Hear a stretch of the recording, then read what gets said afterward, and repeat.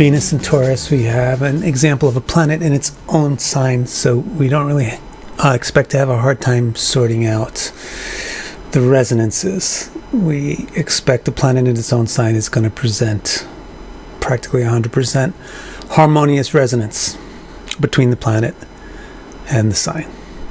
So let's check out what they are. The basic resonance between Venus and her sign Taurus is that they both signify femininity.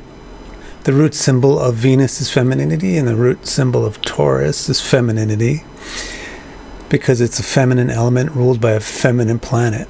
And it even has a feminine modality, which is fixed, and it's even the feminine numeral order. It's an even numbered sign. It's the second sign.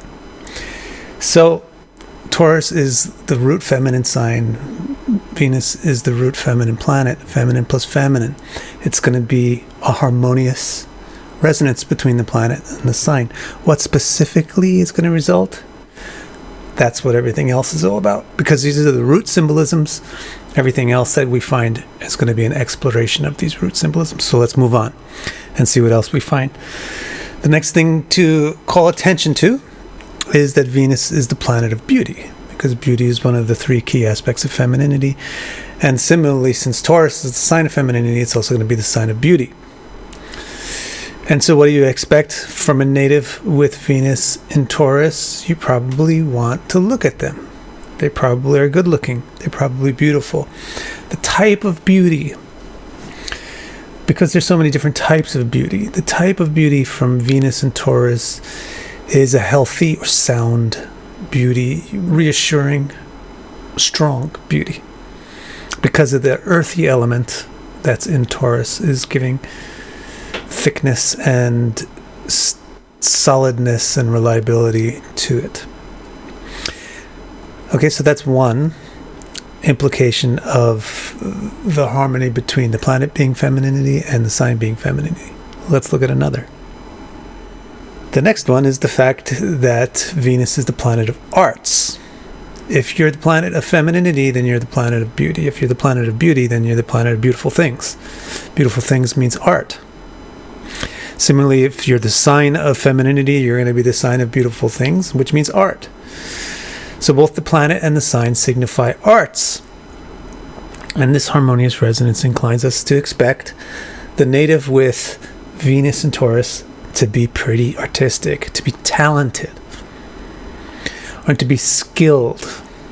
The level to which they are talented or skilled is what I would describe as, and actually what the classic texts tend to describe as, it's pretty likely that this is how they earn a living.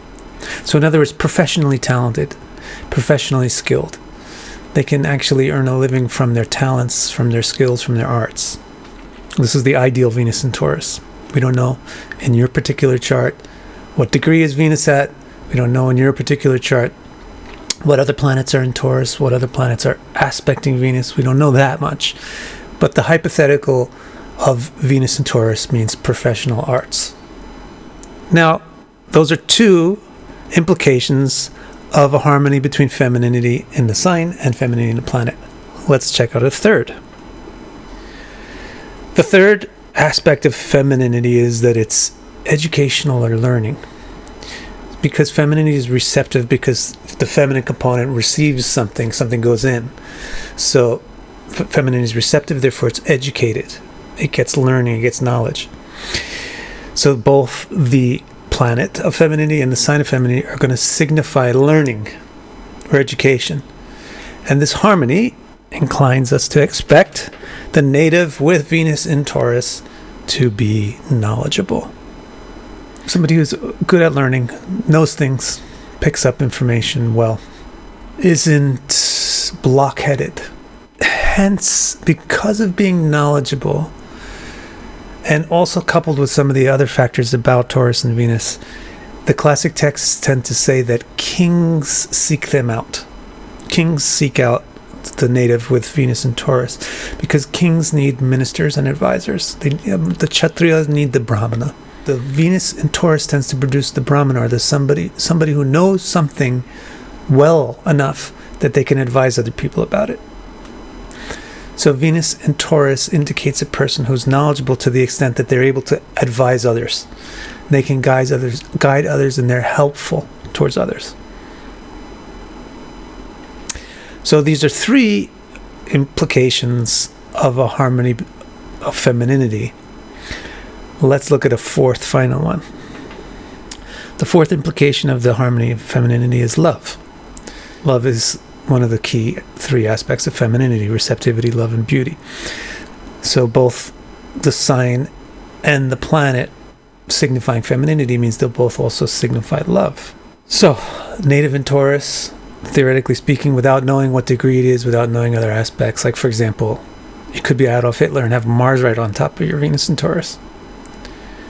But theoretically, without other planets involved, the harmony between the planet being the symbol of love and the sign being a signifier of love means the person is loving. And the way that the classic texts describe it is, they say two things. They say this person has a good character. Because the definition of a good character is to behave lovingly. So the person tends to behave lovingly and not maliciously. And they tend to be the central point in their relationships, or the anchor point, or like the cornerstone on which the relationship is built and has strength. They lend strength to the relationships. The native with Venus in Taurus lends the strength to the relationship. Now, what we do in these videos with the planets and the signs is I show you a consistent technique that you can use for any planet and any sign. And the technique is very simple. You look for where the planet symbolizes something that's very, very similar to what the sign symbolizes. And once you find that, you assess whether or not the planet and the sign are harmonious about that thing, or whether they're antithetical about that thing. The dissonant resonance reveals what's complex or difficult for the native. The harmonious resonance, on the other hand, indicates what's easy, what comes natural, what's an inherent strength for the native. What I'm teaching you really is the method of how to do astrological interpretation by going down into the engine of the symbolism and comparing the parts.